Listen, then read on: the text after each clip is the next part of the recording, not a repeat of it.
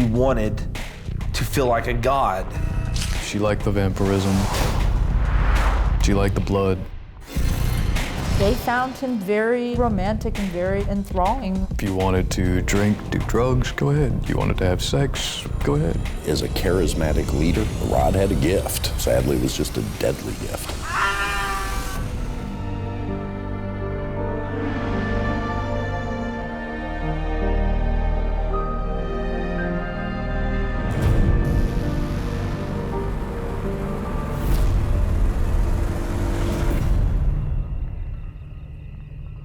3 days before Thanksgiving in Eustis, Florida, 17-year-old Jennifer Wendorf returns home late after a night out. Jennifer comes home about 10:30. She sees her dad's feet on the couch. She thinks Dad just fallen asleep on the couch. She's supposed to be home by 10:15. So if she's late, she's breaking curfew. So she goes in to use the phone and call her boyfriend. But she notices the phone jerked out of the wall. Mom?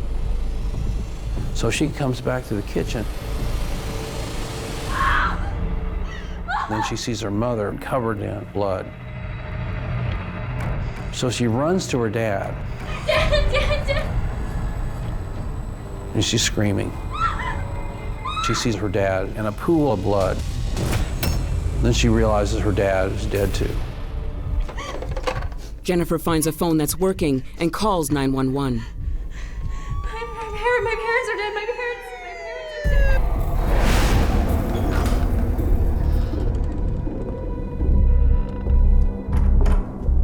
The house is just awful. There's blood everywhere. The first officer on the scene looks at the dad and says his face looks like a hamburger. This is not an ordinary crime. One of the first things they do is, of course, they talk to Jennifer, and she says, a car is missing, and my sister is missing. Right away, they're saying, well, is she a kidnap victim? Was she a participant in this awful crime? What's going on here? 2 dead bodies, a stolen car, and a missing teen. Police are baffled. Crimes like this don't happen in Eustis, Florida.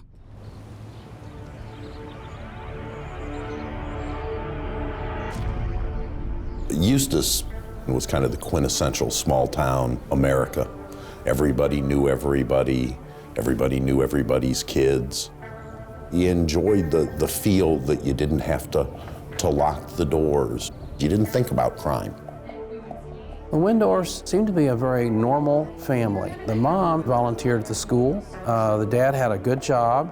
Jennifer was a cheerleader and very popular in the school. In contrast, her 14-year-old sister Heather is moody and rebellious.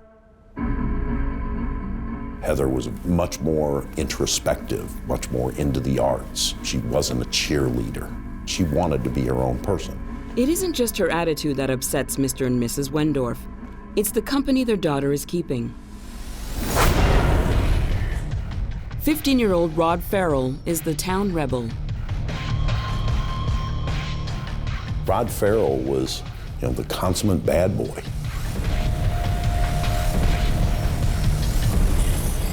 If you were looking to worry your parents a little bit, that would be the guy that you brought home.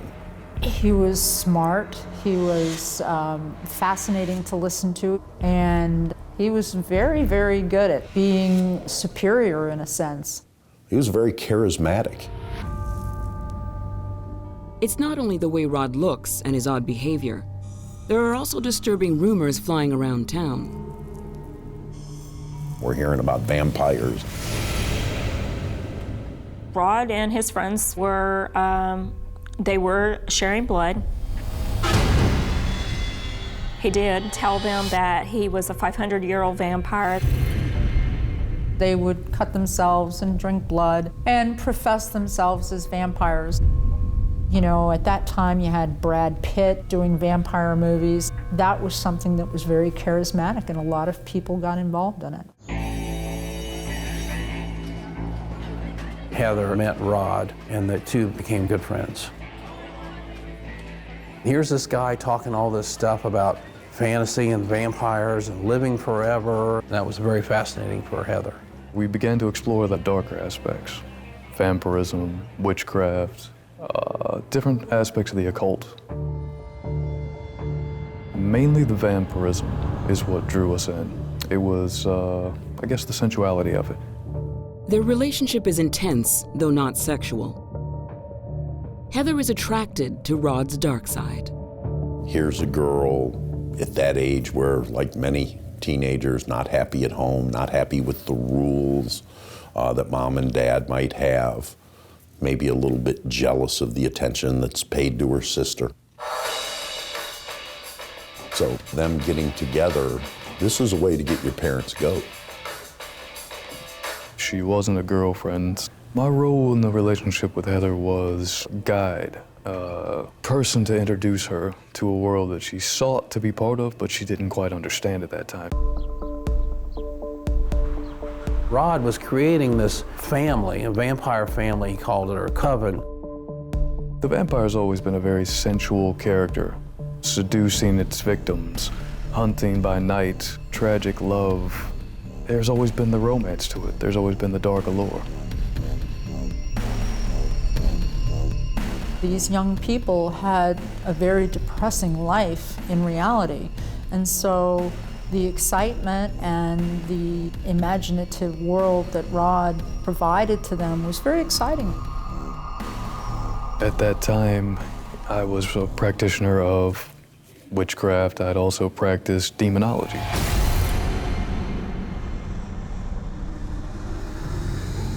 I'd taken Visago as my patron demon at that time. He being one of the 9 crown princes of hell and having legions under him. In demonology, taking a patron demon, you basically, literally the same way Catholics would take a patron saint.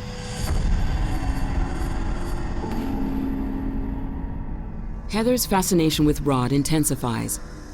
She wants to become a part of his vampire family.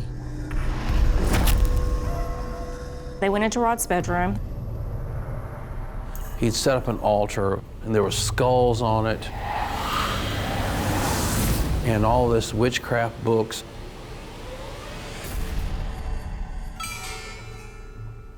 To bring Heather into the vampiric way of life, she willingly offered her blood to me.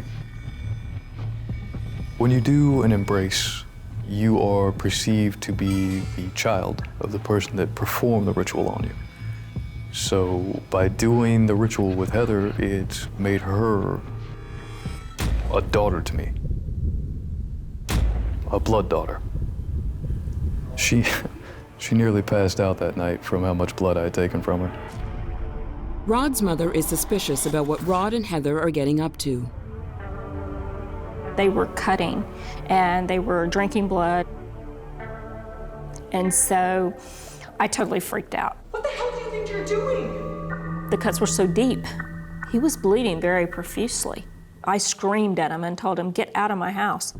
Blood was rushing down his arm. It was very frightening. He just went kind of crazy with it. Things got really out of hand at that time. Sandra vows she will find a way to save her son.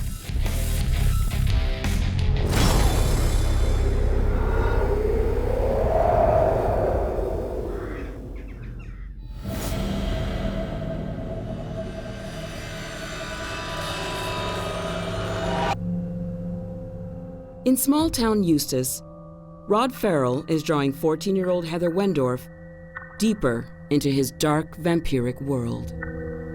Heather, she's withdrawn, she's depressed, she's doing some self-mutilations and drinking blood. I don't know how it went beyond just kind of a passing fancy to something that really kind of controlled her life.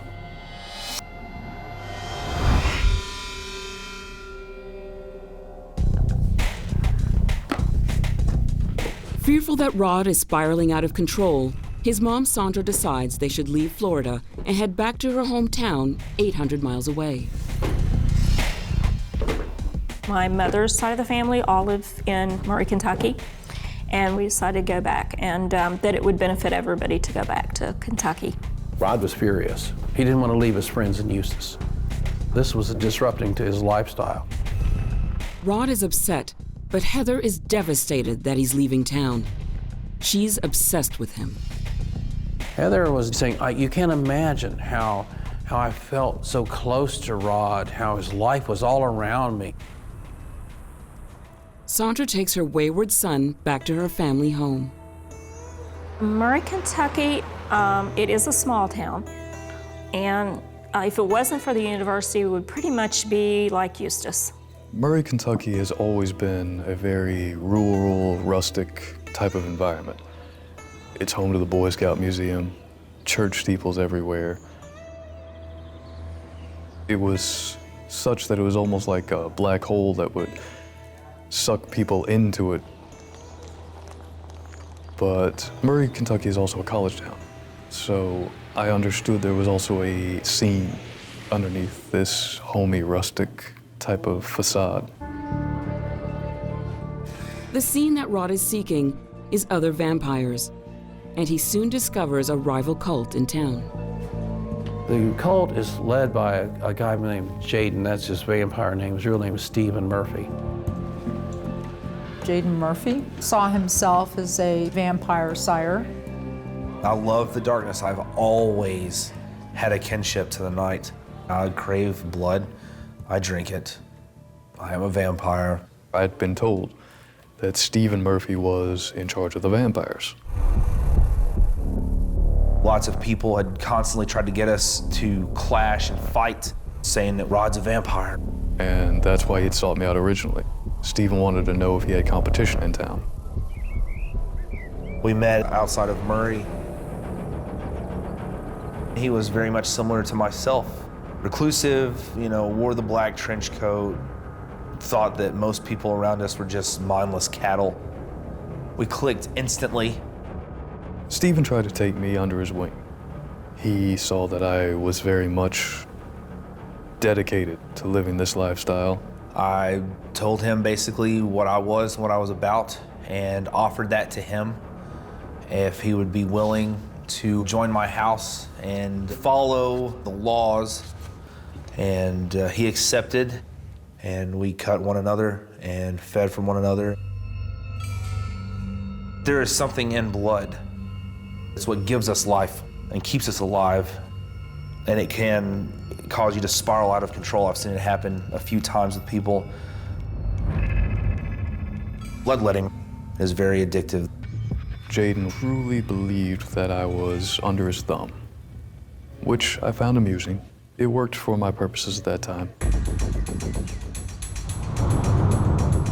Back in Eustis, Florida, Heather talks daily with Rod over the phone.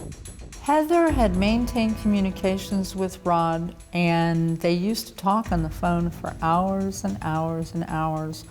We obtained phone records that showed conversations that would last 9-10 hours at a time. The 800-mile separation doesn't diminish Rod's control over Heather. Rod called so many times to her that we lost our phone. I couldn't even pay the bill. It was over $1,000 for 1 month. She wished Rod would come back, and she would complain about how she hated her home. She hates her home. She hates her parents. She tells Rod that she wishes they were dead. Heather missed Rod, and Rod would promise sometimes to come down to Florida and get her. They were just going to escape from the humdrum of parents telling you have to clean your room, you have no money, life is rough, you can't find work. They were just gonna take a break.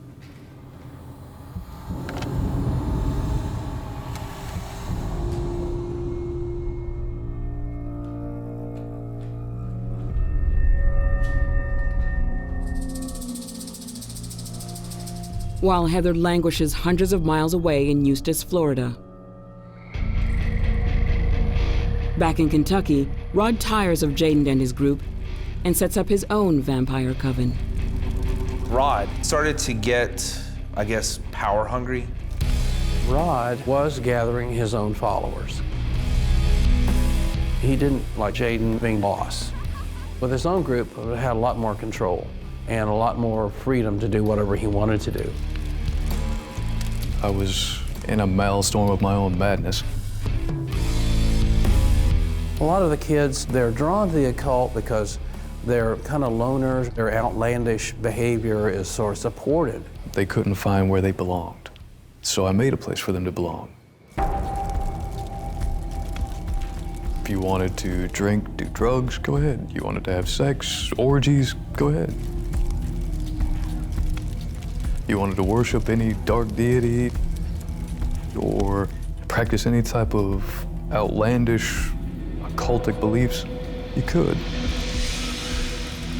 He was taking marijuana and acid, dropping acid, was becoming more enraptured with the fantasy world. It was escalating. He was trying more drugs, ecstasy, cocaine, barbiturates, just experimenting with all of it. They were doing drugs, they were partying, they were having a lot of different, things going on, which no child should be involved in to begin with. Many people believed that I was attempting to open the gates of hell at that time. Rod isn't just drinking his followers' blood. He's having sex with a lot of the girls. One in particular grabs his attention. Charity Cassie began dating Rod, so that was a boyfriend-girlfriend situation. They went from 0 to 60 pretty fast. They were involved in a sexual relationship. Charity's diary. On the front, it's like a little kid's diary, with a picture of a little pony and all that sort of thing. But inside, she talks about sucking blood and how great blood tastes. Well, for those who practice vampirism, the blood is like an aphrodisiac to them. As we grew closer, I allowed her to know more of what I was doing, and she seemed to take to it. She seemed to embrace the concept of it. She liked the vampirism. She liked the blood.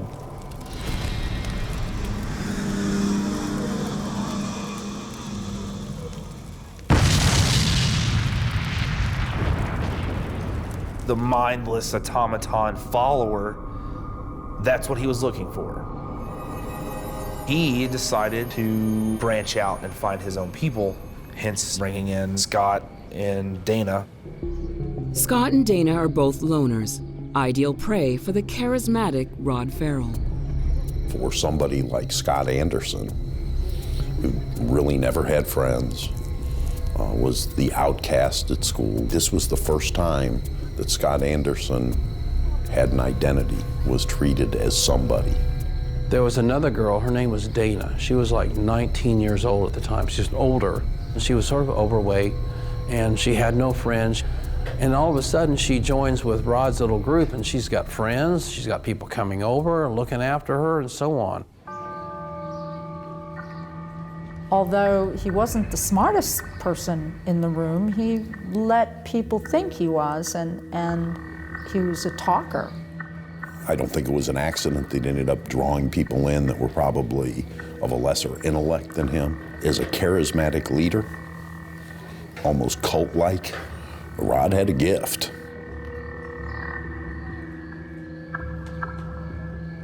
I began to experiment with drugs more. I began to become more physically aggressive.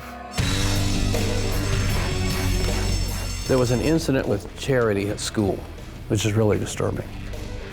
He said to the teacher, "I could slit your throat." He got in trouble, big trouble. He got expelled from school. So I had nothing but time on my hands. I had no restrictions.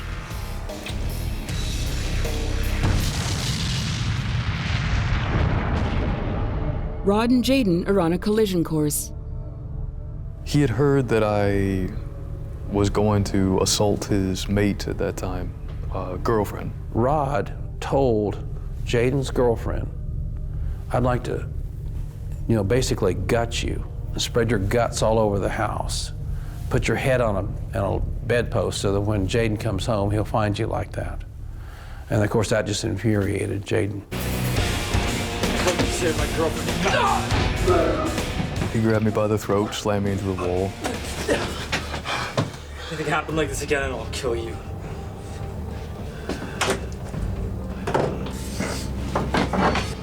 I picked up a baseball bat and I slammed it through the door.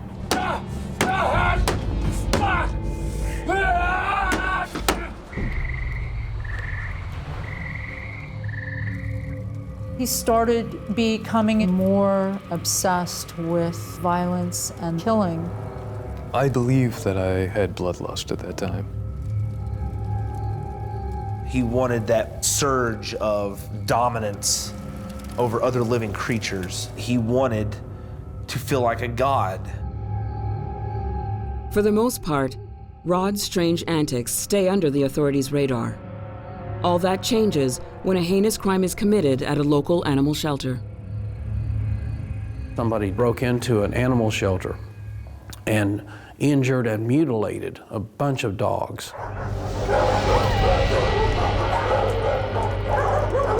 Tore their legs off and did all this horrific stuff. And then you could see in the high grass that they had made some kind of ceremony.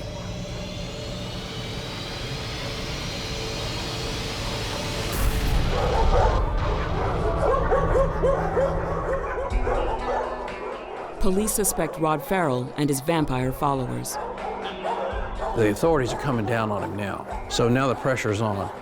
Rod was feeling like he needed to get out of town. He needed to leave Murray. Before leaving, he calls his friend and disciple back in Florida, Heather Wendorf. They talked about their shared vision of the vampire world, and having this vampire family, and how they were all going to go off somewhere. Heather was saying she was in trouble. She was like her parents were hurting her. Of course, they weren't doing anything physically to her. She was just feeling confined and rebellious. Rod devises an exciting plan. He'll drive down to Florida and pick her up, and together they'll head to New Orleans. Rod was trying to save the damsel in distress. He decides to take his 3 most loyal followers with him, including girlfriend Charity. He loads Scott's little car with Charity, with Scott, and Dana Cooper, and they all come down to Florida.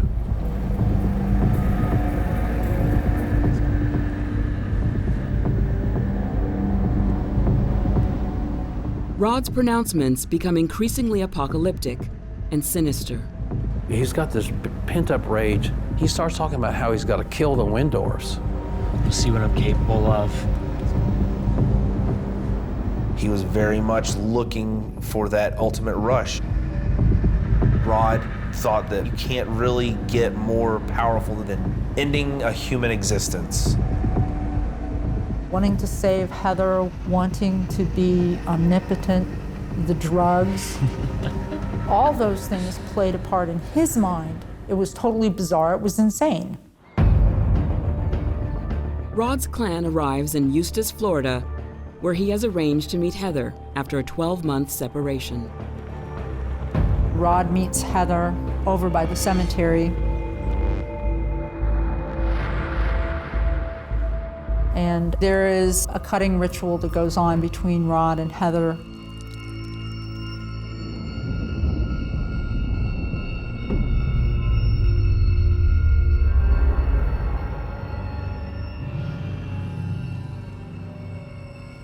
And they decide to meet up later at her house.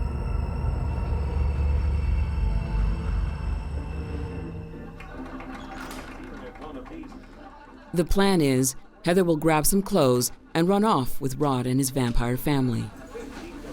Hey, Hey, Annie. how you doing? Good. Heather spends a few minutes to watch the TV with her parents. Then she gathers her things and slips out the door. But first she leaves a little note. Dear Mom, Dad, and Jenny, I don't have much time, but I must say that I love you all very much. I'm leaving for good, but I don't want you to worry about me because I will be fine. Please don't try and find us. Just know that I'll miss you, and we'll always love you. Heather.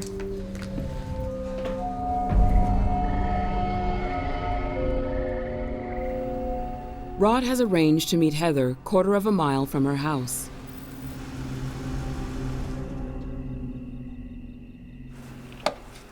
In her haste, Heather forgets to pack everything she needs for the trip. There was some memento that Heather had left behind she wanted me to look for. The decision's made that Rod go back to the house. Okay. I can go back for you. And then Rod says to her, says, you've said to me so many times, you want your parents dead. Do you want me to, kill your parents? She says, no, don't go anywhere near my parents. Don't touch them. Okay. Scott, let's go. Scott and I took off.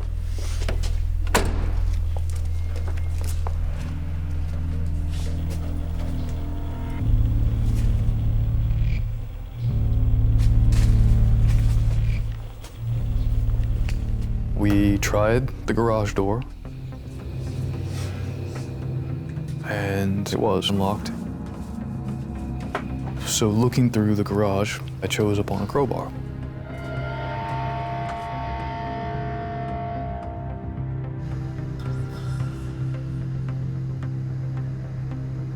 I saw Richard Wendorf asleep on the couch.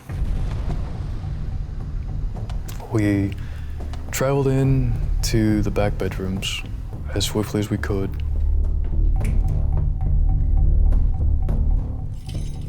They're creeping through the house. He yanks the phone out of the wall so they can't call. We came back out into the living room area proper where Richard was asleep.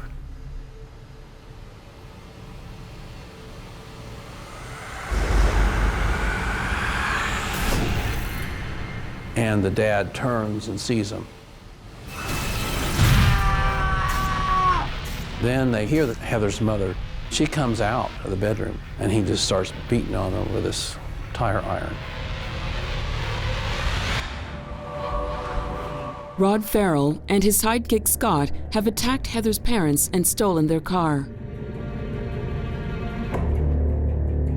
I wiped the blood from my face, my arms, my chest. I took my clothes off and burnt them.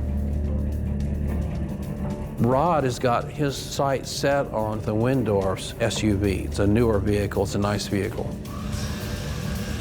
So they take the SUV, and then they go down the road.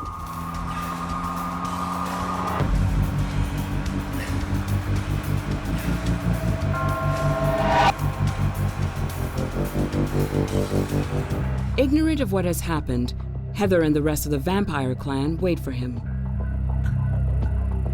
Flash your eye-beams. Heather sees her dad's SUV. Her first reaction is, my parents are looking for me. Rod signals for Heather, Charity, and Dana to follow in the other car. Heather realizes Scott and Rod in the car. Then she's saying out loud, she says, well, how did they get the car? How'd they get the car? I don't understand. Wait, how did they get the car?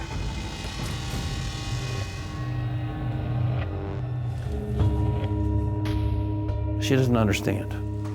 The convoy heads out for New Orleans. Meantime, Heather's 17-year-old sister returns home from a night out. Jennifer walks into a brutal murder scene where you see your father bludgeoned about the head, blood, brain matter, mom laying dead. None of us, I think, would ever want to walk in and see what she saw. She's on the 911 call.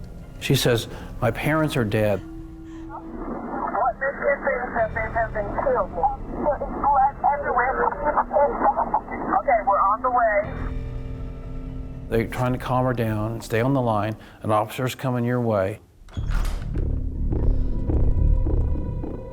And the officer goes in.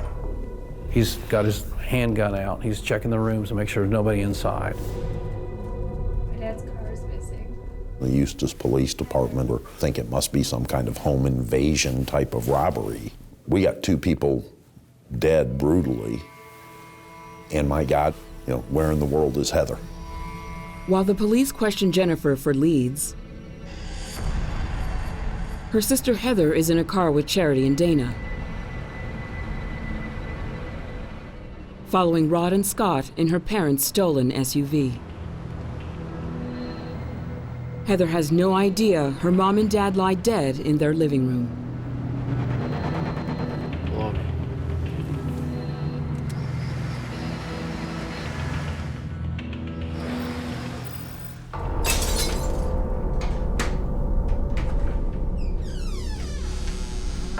A few hours into their journey, Rod decides to break into a house.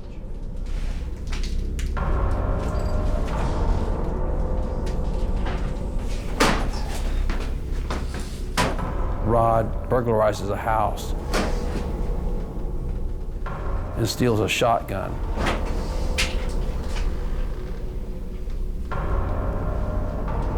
Tyler. And he took Heather aside and explained to her in great detail what had happened, how it all evolved, how he killed her parents.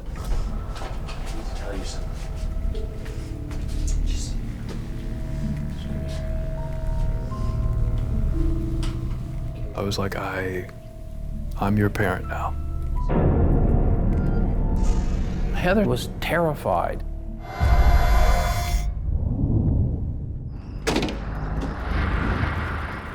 Rod gets them to swap license plates. They're all going to travel in the stolen SUV. Come on! So we all traveled together in one pack. Let's go. And we took off for New Orleans.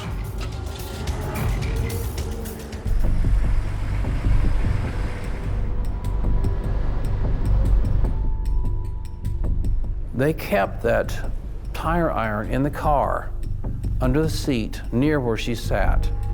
I think it's kind of an intimidation thing.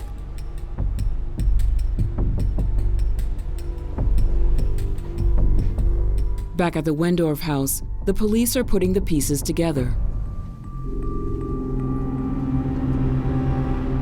Everyone get along at home? Jennifer's telling them a little bit about Rod. She's got this friend, his name is Rod, and he's into kind of the vampire stuff. And then they're really getting alarmed now. The police now suspect Rod Ferrell of the murders, based on Jennifer's information. And then they're making calls up to Kentucky, to the police up there to find out what they're dealing with. And one of the police officers up there says, "You got a really wild bunch on the loose now." Vampire killers are running wild, and the police have no idea where they are. They put out a bolo, what they call a bolo. It's to be on the lookout for.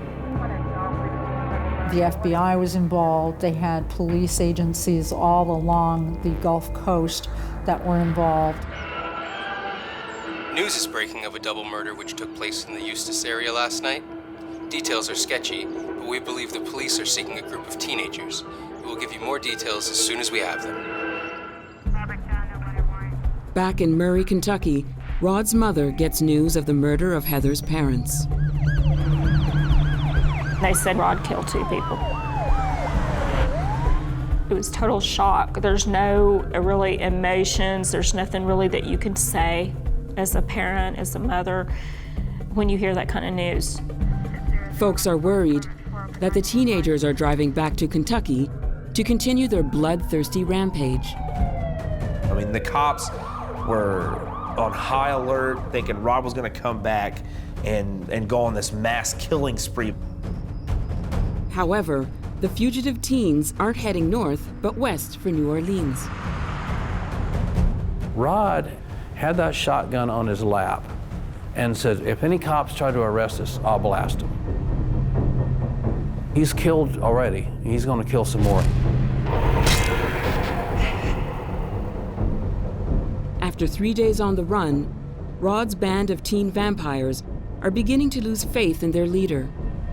Rod is struggling in some ways to have them believe, you know, I'm this immortal soul and I'm your leader.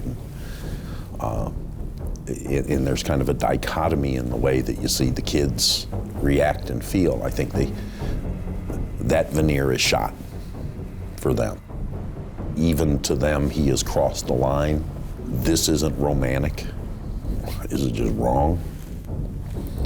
And we're scared and we're hungry and we're running. The reality didn't live up to the hype. When we reached Baton Rouge, we were virtually on the last legs of the money we had. Charity believed that she could get money on a wire from her mother. Charity calls her mother, who is a corrections officer in South Dakota. Mom says, look, I'll wire some money to this motel. Well, of course, she tips the police officers off in Baton Rouge.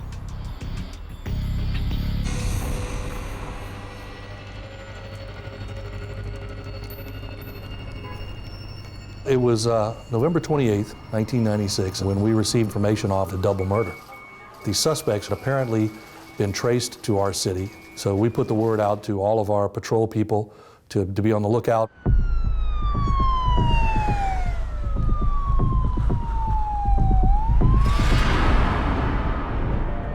Despite his better judgment, Rod agrees to collect the money supposedly wired by Charity's mom. We had to go to some hotel of some sort to pick up the money. And I told her, I said, this is a trap. I was like, once we go there, there will be cops everywhere. No, my mom wouldn't do that. And she's already wired us the money, okay?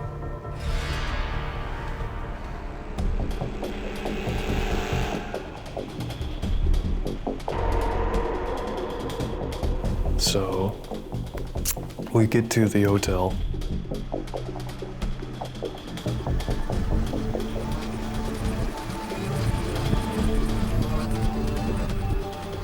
I looked across behind the hotel. And I thought in that moment, I was like, I could leave right now. I could run. This is the last chance I have to run. If not, I will probably die.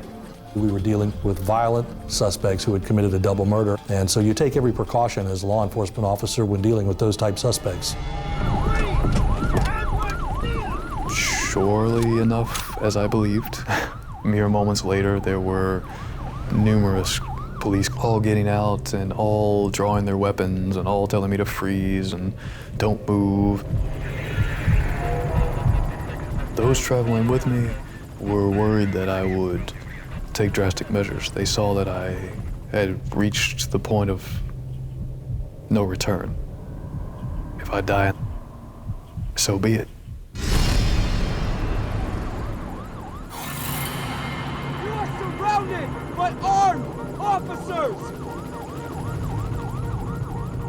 All of these people ranked up against me, weapons drawn and ready to use them. They didn't realize how much I just had given up, how much I didn't care. Rod's teenage bravado is short-lived. I thought to myself, I'm a up, mentally deranged teenager who's about to lose his entire life.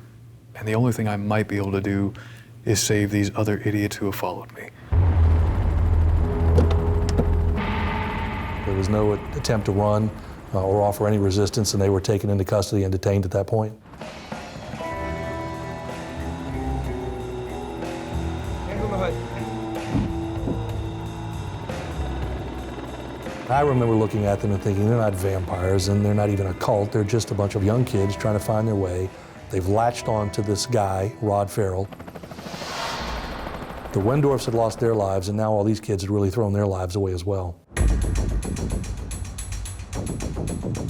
Despite their arrest, Rod's followers are still under his spell.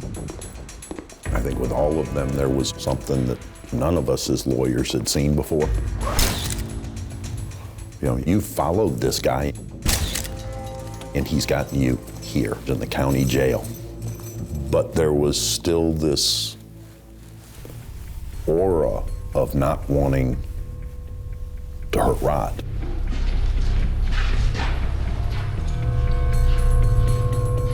Most of the time I saw them, they just seemed beaten down, very tired, lost kids.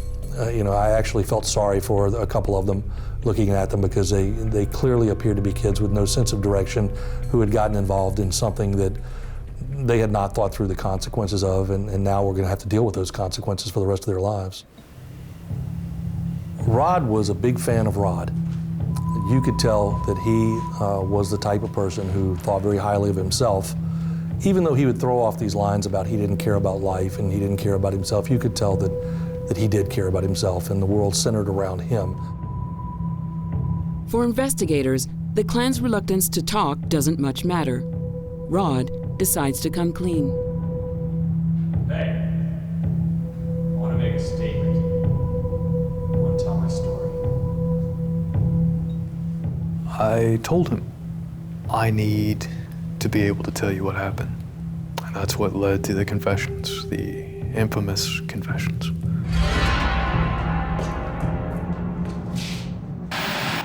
Heather's mother was in the shower, and her father was watching TV. And I lost it. It came in flashes.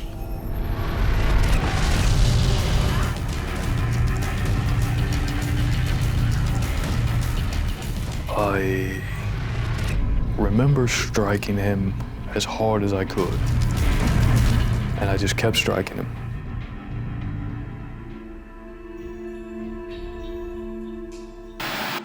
I just boom, right across the temple of the head. It knocked him cold. Rod said, I got a rush out of it. I got a rush out of killing him. The next thing I remember is Scott staring at me with his eyes wide.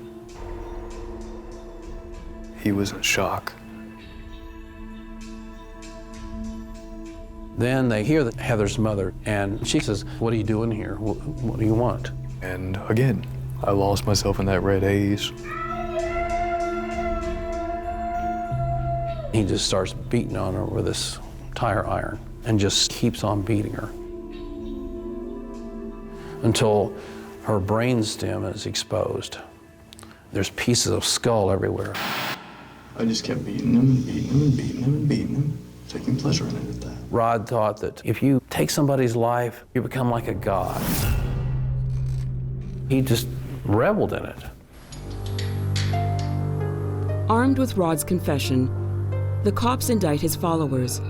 Under Florida law, complicity to commit murder is the same as committing murder. Dana Cooper, Charity Cassie, Scott Anderson, and Rod Ferrell were all charged with first-degree murder.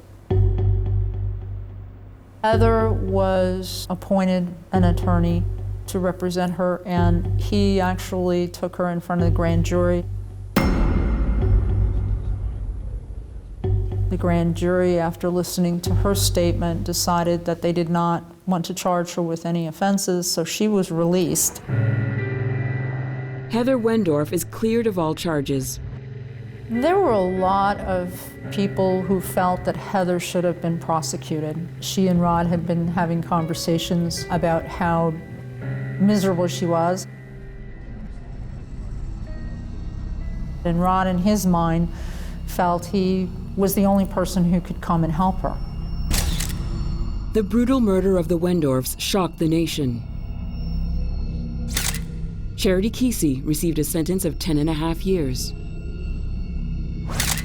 Dana Cooper received a sentence of 17.5 years. Scott Anderson received a life sentence. Rod's trial for double murder opens on February 2nd, 1998 in Florida.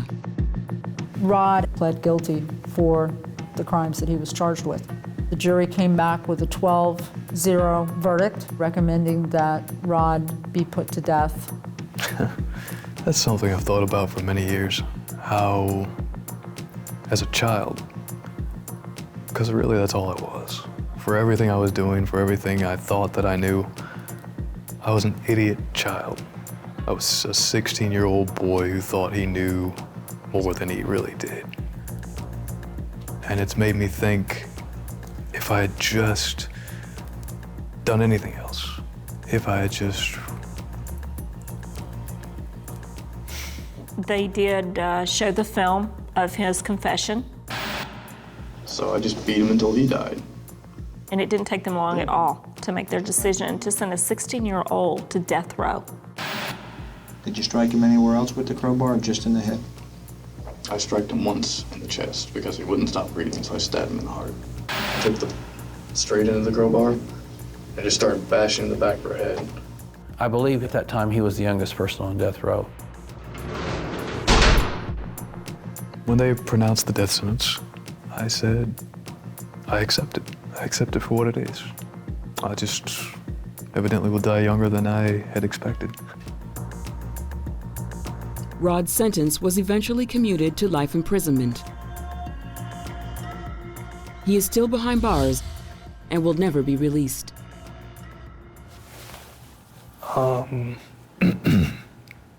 Anyway, that's what happened that night. It is a case that changed this community. It changed the way that we looked at each other. It changed the way that we looked at our kids. We lost our small town feel during that case.